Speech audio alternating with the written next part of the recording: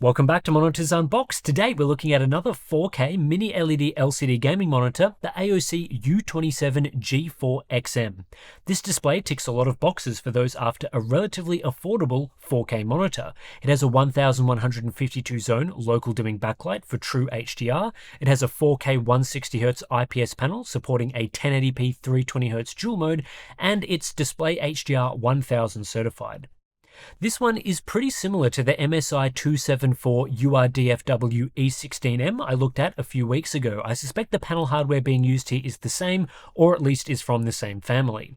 AOC, though, are targeting a lower price point. The U27G4XM is available now in Australia for just $600 Australian, whereas the E16M is $800, a sizable 25% saving. If it holds up in terms of performance, it could be a more attractive option than the MSI model.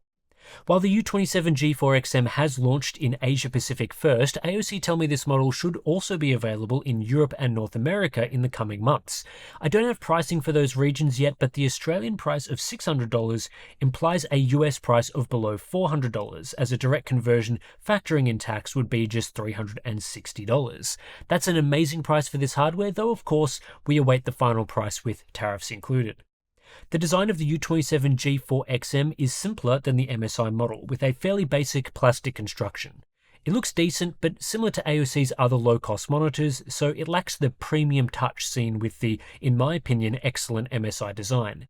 There's no RGB LED lighting here or anything fancy, with a black exterior finish and a couple of red highlights. The stand is a typical basic height-adjustable unit with a plastic outer, and this includes the grey V-shaped legs. While it doesn't offer anything crazy design-wise, it's sturdy and supports all of height, tilt, swivel, and pivot adjustment. The maximum level of height on offer is average. The front of the display has normal bezels with a bit of a chin where the AOC logo is. The port selection is good, with one DisplayPort 1.4 with DSC and two HDMI 2.1 48GB/s ports. There's a 4-port USB 3.2 hub, 3 of those ports are on the side of the monitor, but no USB-C or KVM switch functionality, which is included with MSI's competitor. All ports support up to 4K 160Hz with the variable refresh rate, but DSC cannot be disabled in the OSD. There's a 120Hz mode for consoles. AOC are continuing to use face buttons for controlling the OSD, which is annoying and makes the interface more difficult to navigate. I would have liked to see a directional toggle, which would have made the design more premium. Anyway, in the interface you'll find settings for things like dual mode, labelled dual resolution here, shadow boosting, a sniper mode, crosshairs, and plenty of picture modes. It's unclear whether the monitor supports firmware updates, though my unit shipped with firmware v1.05 installed. Like most IPS LCDs, the G4XM uses a standard matte screen coating. It does a great job of diffusing light and preventing direct mirror-like reflections, so this monitor can be used in a wide range of environments. It does have some coating grain, of course, so the clarity isn't as good as a glossy finish, but if you've used an LCD before, you'll be quite familiar with what is on offer here. If you're looking at this monitor as an OLED alternative, you'll be happy to know that this screen will not burn in over time. It also has excellent text quality thanks to the use of a standard RGB striped subpixel layout. However, equivalent 27-inch 4K QD OLEDs also have great text quality, so at this sort of size and resolution, LCD is not a major advantage in text rendering, but for productivity use in general, LCDs are absolutely better, as you won't need to worry about static apps burning in the screen. Let's move now into looking at response time performance, firstly with the main 4K mode at up to 160Hz. There are 4 overdrive options, and the first is normal, which is overdrive disabled. Native panel performance is around 10 milliseconds with no overshoot, though this level of speed is unimpressive for 160Hz gaming. The fast mode is a small improvement, taking the panel up to an 8 millisecond average, still with no overshoot artifacts. Then we get to the faster mode, which has much better refresh rate compliance and a response average of 4.7 milliseconds. There's a small amount of overshoot when using this mode, but it's not noticeable during gameplay. The highest mode, fastest, is pushed way too far and has significant inverse ghosting, so I wouldn't recommend using it.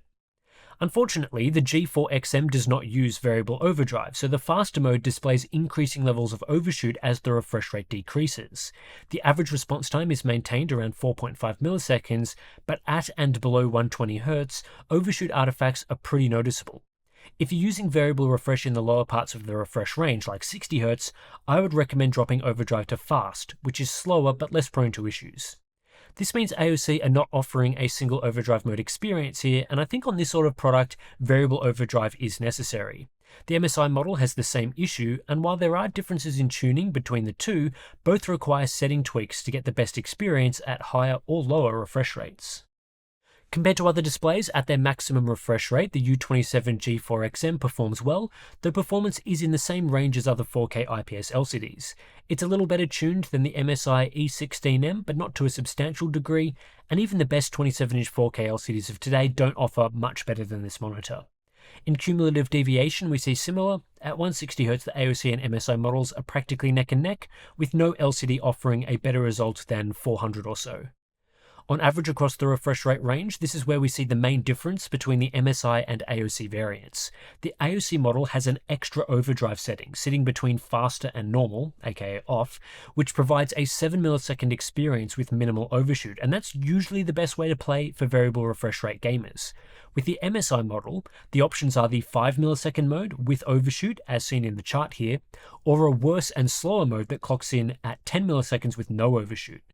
The U27G4XM is a little better balanced here, even though its response time numbers are underwhelming compared to the LCD pack. But when we look at cumulative deviation on average, the AOC model shows a very solid balance between speed and overshoot, as this metric takes into account the low overshoot figure shown in the previous chart. While still not a proper single overdrive mode experience, as refresh compliance is low at 160Hz, this configuration is better than what the E16M provides on average, and is offering optimal performance across a wider range of refresh rates. As a result, this monitor is closer to the middle of the pack and well within the good range of IPS LCD results, outperforming the MSI model by 14%. In real-world gaming, this model is slightly better than the MSI for gaming in the 60 to 120Hz range, thanks to additional overdrive flexibility. The G4XM is a dual-mode monitor, so it can be switched over to run in a 1080p 320Hz configuration, either via the OSD menu or via a shortcut on the down arrow button. Like other dual-mode monitors I've tested, this is a seamless process that retains full feature compatibility. You can still use HDR, adaptive sync, and other features in the 1080p mode. The switching process takes about 5 seconds and appears to your PC as a different display, so games that default to the maximum refresh rate will not force the display into the 1080p mode when you don't want it. All setting choices are retained across the two modes, so if you change the brightness or response time settings in the 4K mode, they will also change in the 1080p mode. This is handy for color correction, but not as ideal for response time settings, where a different mode is optimal at 320Hz compared to at 160Hz. It would have been nice to have the option to decouple the settings. Image quality at 1080p is decent, though blurrier than at 4K because we're using a non-native resolution. The panel doesn't use integer scaling, but the scaling implementation is better than I've seen on some dual-mode W OLEDs, which can look pretty fuzzy at 1080p. I wouldn't recommend this mode for productivity work, but it's perfectly fine for its intended use case of competitive gaming. At 1080p, response time tuning is identical to at 4K, so if you use the faster overdrive setting at 1080p 160Hz, you'll get the same results as at 4K 160Hz. The interesting things to look at are, of course, the higher refresh rates. Now, if you were using the optimal faster mode at 4K, this mode is not amazing at 320Hz. It has a response time of just 8 milliseconds on average, and while there's no overshoot, it has blur trails behind moving objects because it simply isn't fast enough to keep up with the high refresh rate. The other option is to use the fastest mode, but this mode isn't great for a different reason: overshoot. While the response average has improved to 3.9 milliseconds, inverse ghosting is noticeable, and the blur trails seen previously are replaced with inverse ghosting trails using this configuration. On top of this, neither overdrive setting is optimal for variable refresh rate gaming. The fastest mode has even worse overshoot below 320Hz, while the faster mode only has sufficient speed for 200Hz and below. As a result, the dual mode configuration is not tuned especially well. Out of the two suitable overdrive options, I prefer the way fastest looks at 320Hz, but it's clear that overshoot is a problem compared to other dual-mode monitors. The E16M is tuned much better at this refresh rate, and while there's problems with that monitor too, like a lack of single overdrive mode experience, it's more usable. While I wasn't overly impressed with the response time tuning using the dual mode, this mode is clearer than playing at 4K 160Hz, so for competitive gamers it still offers benefits. It's not as clear as the MSI model thanks to its trails behind the UFO, but with better clarity than 4K, it means dual mode isn't a pointless gimmick inclusion, and you also get the benefit of superior input latency. AOC offer a backlight strobing mode called MBR, but it's only available in the 4K mode. This is another difference to the MSI model, where strobing is available at both 4K 160Hz and 1080p 320Hz. The MBR mode only works with adaptive sync disabled, and there's no control over strobe timing or length. In terms of image quality, this is a terrible strobing implementation that replaces sample and hold motion blur with crosstalk blur. I would not recommend using this mode, and if you wanted this type of panel with strobing, I'd get the MSI model, which still doesn't have amazing quality, but it's better than this. Input latency in the SDR mode is very good, with a processing delay of just 0.4 milliseconds and a sub 1 millisecond delay in the 60Hz mode as well. Total lag, including the response time, is weaker than OLEDs of course, but the combination of processing delay and refresh delay is in line with similar 160Hz 4K monitors. And outside of the LG U27G4XM, we don't see refresh rates above this very often. In the HDR mode, input latency suffers due to the use of a zoned backlight, which needs to process the input signal before deciding what the zones will do. This leads to 8 milliseconds of processing delay, which is not ideal, but as you can see from other mini LED monitors in the chart, it's a pretty typical issue with LCDs for HDR gaming. Power consumption is standard, no real issues here. Unlike with other mini LED monitors, consumption is a bit higher than the most efficient edge-lit panels. The AOC model was slightly more efficient than the MSI model in my testing. In games, the display has about the same level of power usage as an OLED. The G4XM is a quantum dot enhanced LCD panel, so it has a high color gamut. I recorded 98% DCI-P3 coverage, and total Rec 2020 coverage came in at 81.4%, so not quite at the top of the chart, but still a really good result that rivals OLEDs of today. Factory performance is interesting. As you can see here in the grayscale performance chart, performance is not great, with too high of a gamma causing darker than expected shadows. The color temperature is slightly tinted blue, but it's the gamma that's the main problem. On top of this, in the default state, we do see oversaturation when viewing SDR content, as everything is expanded up to fill the wide gamut, like we see on many other monitors. The cause of the poor gamma performance is simple, however. Local dimming is enabled and set to medium by default in the SDR mode. However, AOC have calibrated this display when local dimming is disabled, so if you turn that setting off, grayscale performance is much better. This seems like a simple oversight on AOC's part, and as local dimming on medium is not very effective in the SDR mode, only roughly doubling the contrast ratio in the best cases, I would just turn local dimming off out of the box. If you disable local dimming and enable Windows 11 auto color management, performance improves substantially. The grayscale Delta E ITP improves to 6.7, and the color tests are pretty good, with averages around the 5.0 mark. So this is certainly a good option if you want to still preserve access to all the OSD settings. The other option for improving performance is using the sRGB mode, which does lock some settings such as white balance. This is the most accurate configuration with further improvements to gamma and tweaked white balance. In the color checker test, we see a Delta E average of just 3.6, which is very good. Compared to other monitors, grayscale sRGB performance is typical and no different to the MSI E16M. In color checker, the results are excellent though, and this puts some separation between the AOC and MSI models, meaning the U27G4XM has better factory calibration. Calibration can be improved through a full software ICC profile, which I created using CalMan. The results here are very good thanks to a wide color gamut, so this is a great candidate for calibration like this. Maximum brightness in the SDR mode is excellent at 558 nits, around 100 nits higher than MSI's similar model. This is really utilizing that mini LED backlight, and this level of brightness should be suitable for a wide range of use cases. Minimum brightness also great at just 26 nits, so AOC are offering a great range in the settings menu. The U27G4XM has a typical native contrast ratio for an IPS LCD of 1089:1, so nothing special is being done in the LCD layer to improve contrast, and overall performance is basically identical to the E16M. This is an underwhelming result compared to other display types, especially VA LCDs and OLEDs, and it does matter given you don't generally want to use dimming in desktop apps due to haloing. This number does improve in HDR content though, which we'll explore shortly. Viewing angles are a typical IPS LCD experience, which is to say they are good, and you won't have issues with gamma or saturation shift at off angles, something that can be a problem on VA LCDs with mini LED backlights. Uniformity is also pretty good, especially in the central section. There's no brightness uniformity setting like on the MSI model, but despite this, overall uniformity was pretty similar, a little better on the E16M, but not by much. Mini LED LCD with full array local dimming is a good technology for HDR as it has the capacity to enhance contrast and brightness above what a typical SDR LCD is capable of. It's not as immediately well suited for HDR as OLED, as zoned LCDs require more extensive tuning, but if the hardware capabilities and firmware tuning come together nicely, these mini LED panels can produce outstanding HDR. The level of contrast and control that a mini LED panel can achieve is tightly linked to its native contrast ratio and amount of dimming zones. In the case of the U27G4XM, we're looking at a 1152 zone backlight, meaning each zone is responsible for about 7,200 pixels, which is a decent number of zones. But the native contrast of the panel is just 1089:1, meaning each of these zones needs to do more work, as in more adjustments to the backlight level, to achieve high contrast. Typically, for an IPS LCD, we need more backlight zones to compensate for its low native contrast relative to a VA LCD, a technology with a higher native contrast. The combination of both elements, contrast and zones, is somewhere around the average mark here.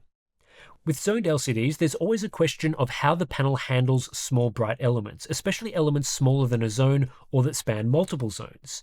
There's two main methods to deal with this, which I like to think of as highlight biased and shadow biased dimming.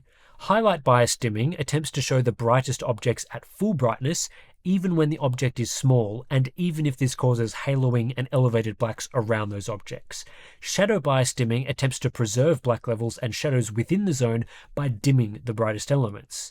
LCD manufacturers can choose the degree to which either method is used and in what circumstances, so you can think of it like a spectrum with full brightness and full blacks at either end. The U27G4XM uses shadow bias dimming, so you'll rarely see blooming on the highest local dimming setting. This method, combined with the zone count, leads to great control, where bright highlights and dark shadows can be shown on screen at the same time. The zones are small enough that relatively tight dimming is available around most elements, and it's only the smallest highlights where shadow bias dimming comes into play. You don't see large sections of the screen displaying elevated blacks like you get with edge-lit dim panels, and across most content this screen looks great with a high contrast ratio and rich shadows. This local dimming method also has advantages while gaming. With a backlight that minimizes bloom and is less likely to activate for small highlights, zone flicker is also minimized when bright objects move around the screen. This is a more pleasant way to game. In letterbox content like a movie, the black bars are pure black with very little spillover from the actual content. Shadow bias dimming does have some drawbacks though. Small bright elements don't get that bright, so scenes with small lights, fireworks or stars can lack highlight punch. High contrast uniform edges can also suffer from inner haloing, where there's dimming alongside the inner edge of the brighter area. This effect is particularly noticeable in desktop apps, which is why I don't recommend using this display with local dimming enabled outside of HDR content. The AOC model uses a somewhat greater degree of shadow bias dimming than the MSI model, and there is no control over this in the OSD. The MSI model has a halo dimming setting where you can effectively put the screen into a highlight bias dimming mode if you want to, you just can't do this on the AOC model. With that said, in the optimal configuration for either screen, both models produce a similar HDR experience. The other important aspect to zoned LCD performance is the speed of the zones and how responsive they are to fast changes in brightness level. When using this panel at 160Hz, the backlight is very fast and has suitable performance for gaming, responding to changes near instantly. However, at a fixed 60Hz, the backlight is a lot slower and smooths out transitions between bright and dark, which makes backlight changes much more obvious, especially if content rapidly shifts from a dark scene to a bright scene. You'll see the backlight fire up to full power over a short period, whereas at 160Hz the change would be instant. I'm guessing this was designed with video playback in mind from a source at 60Hz or lower, but I don't like it, and I think this sort of change should be tied to an OSD setting, not necessarily a refresh rate. There are two main settings that control the U27G4XM's HDR performance, the HDR setting and the local dimming setting.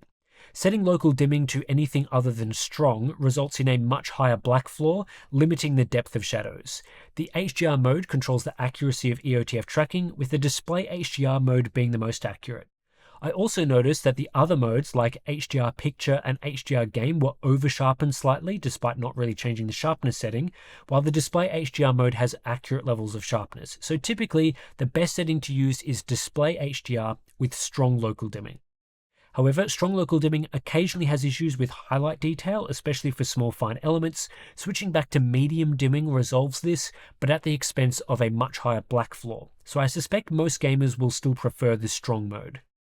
In the display HDR mode with strong local dimming, the U27G4XM has good EOTF tracking, in most situations sitting slightly under the ideal line, so brightness falls slightly short of where it should be.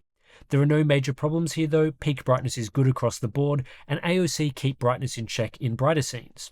White balance is a bit better than the MSI model. Color accuracy is also very good, with great accurate levels of saturation. In synthetic brightness tests, the G4XM is a pretty good performer. Full screen sustained brightness hits 1177 nits, and there is no brightness dimming over time, so sustained and peak brightness on this screen is identical. 10% window brightness is good at 1157 nits, but the E16M pulls ahead with over 1300 nits, and at a 2% window we have both monitors producing a similar 800 nit level of brightness. Real scene brightness is good, with a better balance of accuracy in those accuracy checks than the MSI model, which isn't as accurate in high APL content. The AOC model produces a similar level of brightness to the MSI in all but a few of the tests, most notably in the highest APL test, where the E16M exceeds 1600 nits while the G4XM tops out at 1200 nits. This is simply because the MSI model has a higher level of peak full screen brightness. I found the E16M was 10% brighter across our 8 test areas on average, which isn't a huge amount, and as I said earlier, the two screens look pretty similar. Best case local contrast is okay, reporting in at 200,000 to 1, about double that of the MSI model, which I think is due to local dimming tuning differences. In our close local contrast test, the two 4K IPS LCDs offer basically the same contrast, which is expected due to similar panel hardware, though both fall well short of the best locally dimmed VA LCDs. Checkerboard contrast is also similar across both units, slightly higher on the AOC variant. Comparing accuracy, the MSI model is better tuned for dark content, with the AOC model in the middle of the chart. In bright scenes, the AOC model is noticeably superior and produces decent accuracy compared to other options. Color performance is also pretty good from the U27G4XM, so aside from a couple of weird oddities, this monitor tends to look great displaying HDR content, and in color volume we find an expected result. AOC have done a good job advertising this monitor with largely accurate specifications, except for the usual funny business around response times. This really isn't a 1 millisecond monitor. DCI-P3 gamut coverage is also quoted as larger than what I found. However, it's good to confirm things like proper flicker-free status, which isn't always the case with mini LED monitors, but it does apply here. The name U27G4XM isn't very memorable and is just the usual mediocre jumble of letters and numbers.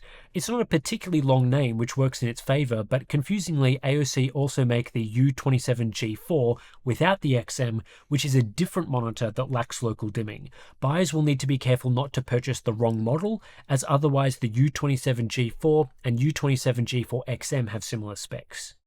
The results in the feature support matrix are pretty standard for this panel, and it's good to see things like graceful SDR-HDR switching and good HDR performance. However, AOC notably miss on the directional OSD toggle. It's not the most feature-rich port selection, and backlight strobing is not supported in the 320Hz mode. Overall, I'm pretty happy with the AOC U27G4XM. This is another 4K HDR capable LCD monitor that I can recommend for gaming. It's not the best or most polished monitor that I've seen, but for the most part it offers solid performance at a very attractive price point, and crucially, it avoids the pitfalls and flaws of HDR LCDs from prior generations.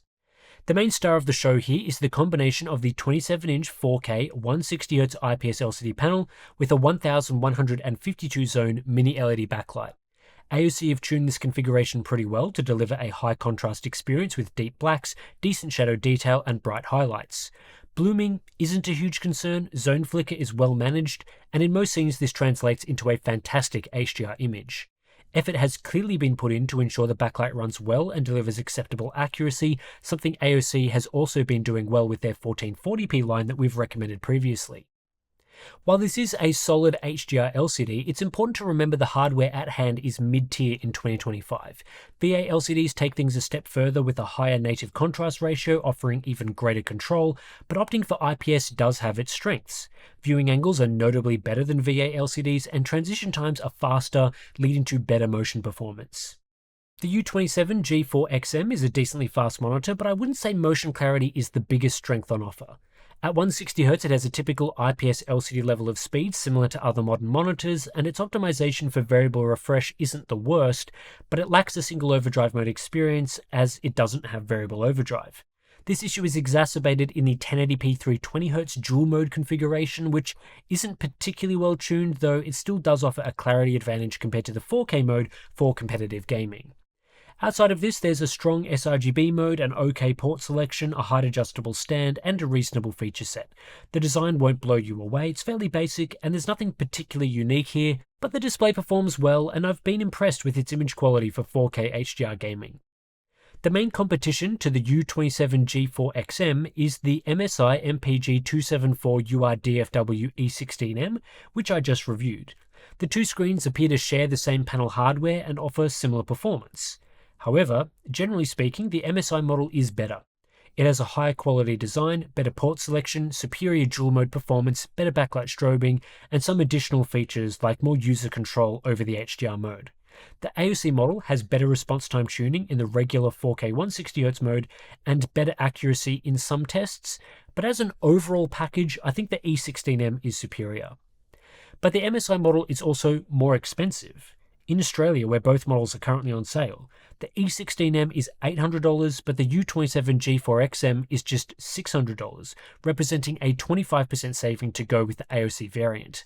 That's a huge discount and makes the AOC model a clear recommendation locally. Yeah, it's not as good, but that's easily accounted for in the price. The closer the MSI model gets in price, the easier that model is to recommend, so of course I would recommend checking the price in your region. With an Australian price of $600, I would expect the G4XM to be available for below $400 US when it launches in the coming months, though AOC has not confirmed an exact price or release date for North America yet. That would be an excellent price for this hardware, as it would be less than a $100 premium to go from a regular 4K LCD without local dimming to one with a 1152 zone backlight. If AOC launches this for, say, $380, I would expect it to be a highly popular option, so I'll be following this one closely to see where it lands. At this sort of price point, it also comes in below current OLED options, which I think makes sense. The choice between a 4K mini LED LCD and a 1440p QD OLED is pretty tough and depends a lot on your specific use case, but with a $100 US difference in price, they're not really competing against one another in the same way the MSI model competes with OLED.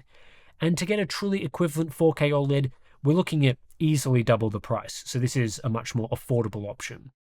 All of this is to say, I can recommend the AOC U27G4XM as a bang-for-buck 4K HDR gaming display, and I plan on checking out a few more of these mini LED LCDs before the year ends, so stay tuned for that. But really, that's it for this review. If you want to support Monitors Unboxed and all the independent testing that we do, the best way to do that is to sign up to our Patreon page. Links to that is in the description below. As well as supporting the independent testing that we do here on the channel, you'll gain access to some cool benefits like our Discord community, monthly live streams, we've got ICC profiles and calibrated settings for the monitors that we review. And if you did find this review useful and you end up purchasing a monitor from the range that we've sort of looked at in this video, we do have links below in the description, so check those out. Anyway, that's it for this one. Thanks for watching, and I'll catch you in the next one.